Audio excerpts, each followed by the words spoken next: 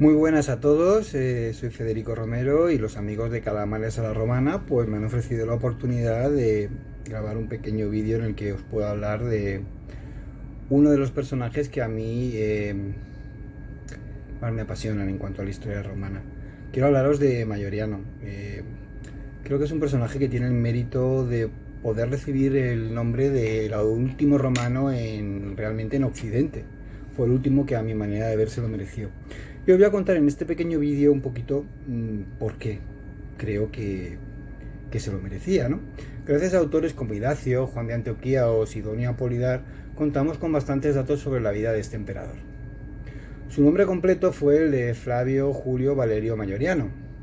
Si os dais cuenta, tiene un apellido de Valerio, la famosa familia que protagoniza la novela de Azurbe Cóndita, la novela de divulgadores de la historia.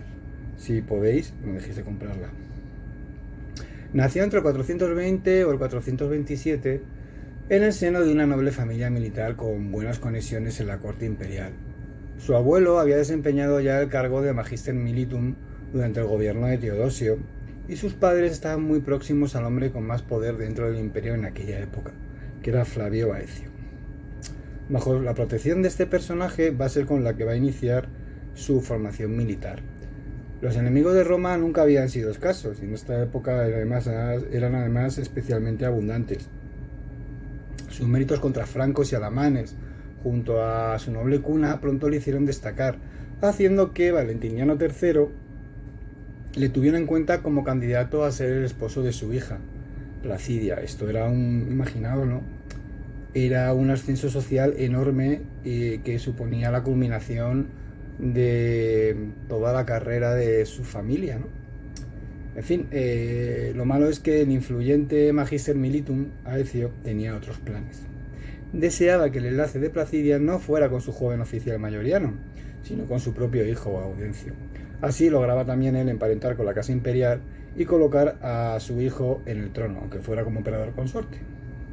Mayoriano, enojado por la decisión de su superior, se aleja voluntariamente de la corte hasta el asesinato de Aecio en el 454 a manos del propio emperador Valentiniano III, que solo unos meses después va a morir a manos de dos de los seguidores de Aecio, y mientras se ejercitaba en el tiro con arco en el campo de Marte.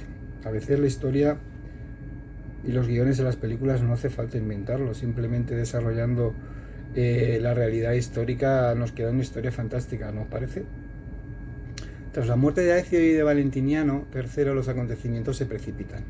El nuevo emperador Petronio Máximo, que posiblemente estaba detrás del asesinato de Valentiniano, reclama al joven Mayoriano a su corte, donde es nombrado jefe de la guardia.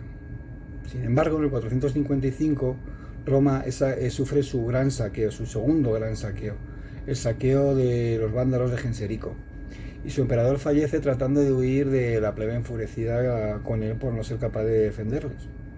Mayoriano junto a su amigo Ricimero se imponen por la fuerza de las armas al candidato al trono de los visigodos, Avito, siendo Mayoriano nombrado emperador por fin en el 457.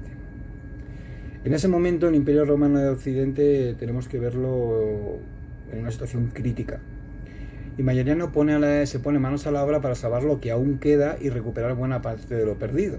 Rechaza por un lado a los incursores vándalos en Campania, y recupera el control sobre el sur de la Galia, que en manos de la nobleza romana rebelde al poder de Italia, ¿no?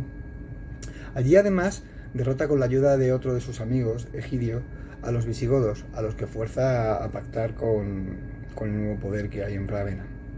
También derrota a los burgundios, recuperando la ciudad de Lugdunum en Lyon, retoma el control de la rica Sicilia y Cerdeña de los vándalos y por fin ataca a los suevos en Galaecia, que se ven obligados a replegarse y a cesar en sus ataques en la península ibérica. Se vuelve a respetar el nombre de Roma fuera de las fronteras de Italia, como podéis ver, ¿no? Su lucha por devolver al Imperio Romano su antiguo esplendor no se va a limitar al plano militar. Fue también autor de un gran número de leyes, muchas de las cuales se recogerán en el llamado Código Teodosiano. Va a reducir los impuestos y su tasación futura fue puesta en manos de funcionarios locales. Restablece la institución de los defensores del pueblo, obligados a defender a los más humildes y a reportar al emperador de los abusos cometidos en su nombre. Prohíbe también la costumbre que había de derruir los edificios antiguos, los templos sobre todo paganos, para utilizar sus materiales de construcción en las casas particulares de los ciudadanos o incluso en los nuevos edificios públicos. Esto al final lo que acababa provocando era el derrumbe y la pérdida del patrimonio que gracias a eso hoy en algunos casos podemos disfrutar. A lo mejor si esta norma no hubiera existido, pues muchos de los edificios que han llegado hasta ahora a nuestro tiempo pues no hubieran llegado. Tras asegurar su situación militar en la Galia y en la península ibérica, Mayoriano reunió un potente ejército con el que se dirigió a la costa levantina de Hispania. Allí estaba concentrando en diferentes puertos una gran flota de barcos con los que pasar a África.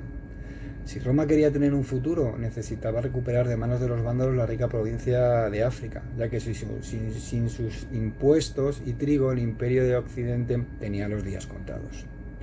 Y haciéndonos cuenta que el astuto rey vándalo Genserico, conocedor de los planes del romano, y quién sabe si con el apoyo de Ricimero, gracias a la traición de los capitanes de los barcos romanos, consiguió adelantarse y capturar una parte de la flota reunida, y quemar el resto de la gran flota romana, posiblemente a resguardo en Portus Ilicitanos, que es más o menos lo que es la actual Santa Pola. La última esperanza de Roma se hundía frente a las costas de Hispania. También se hundía un poquito el prestigio del que todo emperador romano necesita vivir. ¿Qué pasó? Pues que Mayoriano, a que podemos valorar realmente como el último emperador de Occidente, ya que intentó restaurar dentro de sus capacidades el anterior poderío de Roma y protegerle al imperio de su propia desaparición, resultó ser demasiado independiente para el gusto del poderoso Ricimero, teóricamente un amigo suyo, que deseaba colocar en el trono a alguien más, digamos que manejable. Esto, sumado al prestigio que tenía como militar victorioso y a sus ambiciones de conquistar el reino vándalo, hizo que Ricimero recelara e hiciera fracasar su expedición. Tras la derrota, a la vuelta a Italia y tras licenciar a la mayor parte de su ejército en la Galia, será detenido y asesinado por los agentes de Ricimero, en el 461, aunque hay alguna fuente que dice que también pudo haber muerto de disentería. Yo sinceramente lo veo poco probable. Vamos a despedirnos de este gran personaje con las palabras de otro gran historiador, ¿no?, que ha marcado un poquito la visión que tenemos de Roma en este periodo, ¿no? A veces negativamente, pero bueno. Edward Gibbon, que escribió de él en su clásico Historia de la decadencia y caída del Imperio Romano.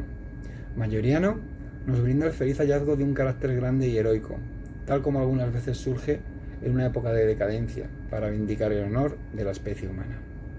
Y con estas palabras os agradezco estos minutos de atención y la oportunidad a Sergio y a Ángel de Calamares de la Romana por dejarme dirigiros a vosotros durante estos minutillos.